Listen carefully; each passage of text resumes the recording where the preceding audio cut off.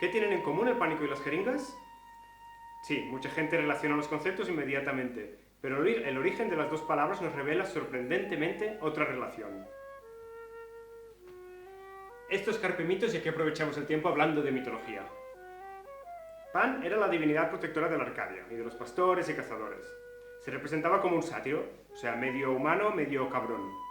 Aunque su culto se extendió, nunca llegó a ser considerado uno de los dioses olímpicos principales. Es un personaje, es una divinidad muy compleja, por lo tanto a lo mejor tendremos que dedicarle un vídeo solo a hablar de él y hoy centrarnos más al mito que nos interesa, que es el de su amorío con Siringe. Él fue una divinidad con muchos amoríos, igual que la mayoría de dioses griegos, y concretamente sus amoríos se relacionaron más con ninfas, o sea, divinidades de la naturaleza y del bosque, más vinculadas a su naturaleza también de personaje vinculado al mundo forestal, pastoril.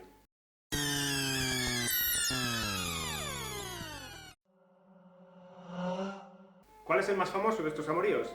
Justamente el que hemos dicho, el de Siringe. Como muchos amoríos de las divinidades, una metamorfosis truncará el deseo del amante divino, convirtiendo la situación en un drama. En este caso, conoceremos el origen mítico de los juncos o de las cañas.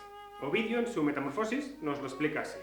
En los helados montes de Arcadia, entre las hamadríades de Nonacris, hubo una náyade muy famosa. Las ninfas la llamaban Siringe. Más de una vez había escapado de los sátiros que la perseguían, y de todos los dioses que habitan el bosque frondoso y el campo feraz. Ella daba culto a la diosa de Ortigia, con sus gustos y con su propia virginidad.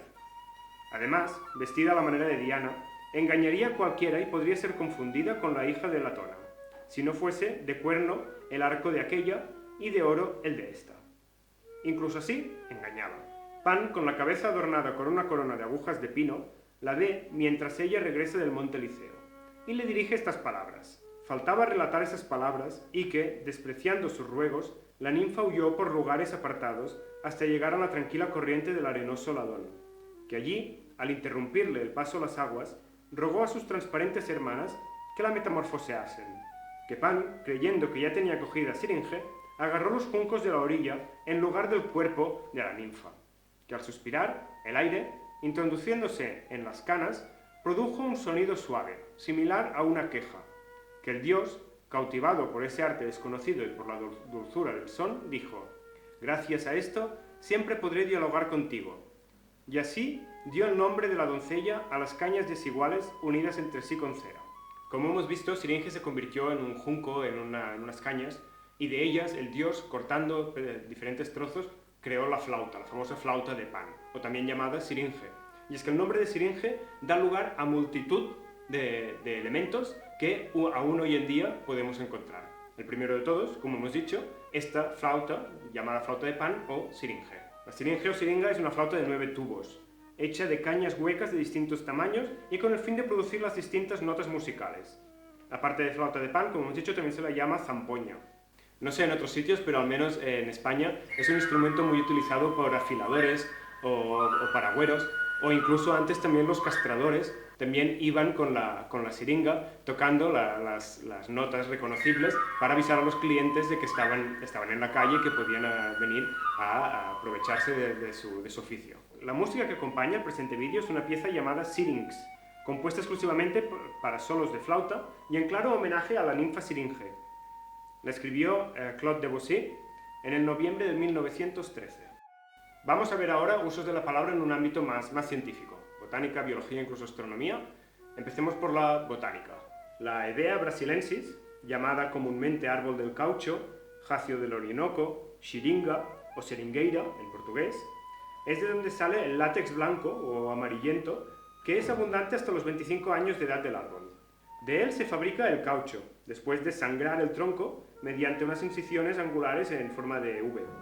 El trabajador que extrae el látex del caucho es llamado en Brasil el seringueiro.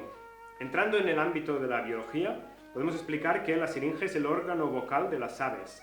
Se ubica en la base de la tráquea, que es donde se bifurca para formar los bronquios, y produce sonidos complejos sin la necesidad de tener cuerdas vocales, propias solo de los mamíferos.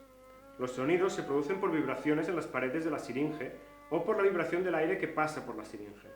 Es gracias a este órgano, la siringe, que algunos animales como la urraca, el cuervo, el loro o el estornino pueden llegar a imitar la voz de los humanos. Hay un asteroide, el Syrinx 3360, que forma parte de los asteroides Apolo y que fue descubierto en 1981 desde el observatorio de Monte Palomar, en Estados Unidos. Y finalmente, el uso del nombre que más me interesa y más vinculado está con el inicio del vídeo. Recordad que estamos estudiando la relación entre pan y siringe y entre el miedo y la jeringa, y es justamente esta, la relación con la jeringa. Tal y como nos explica el Dr. Sierra en su famoso blog, Un dermatólogo en el museo, el cual recomiendo a toda aquella gente que esté interesada en medicina, en historia del arte o en las tres disciplinas conjuntamente, que le echen un vistazo porque la verdad hay una documentación y un trabajo increíble. Y en una de sus entradas nos habla justamente del origen de la jeringa. La jeringa, siringa, siringe, y es que este tubo tiene la forma de una caña hueca, que en griego, vinculado al mito de la citada ninfa, se llama siringa. Y de caña en griego derivará la palabra jeringa en muchos idiomas. Jeringa, castellano, syringe en inglés, sering en francés, siringa en italiano, cheringa en catalán, xiringa en gallego. Toda esta información la he sacado justamente del citado blog, que os cito el enlace en la parte de abajo para que podáis ir y encontrar un poco más de información, incluso histórico-médica, del instrumento de la jeringa.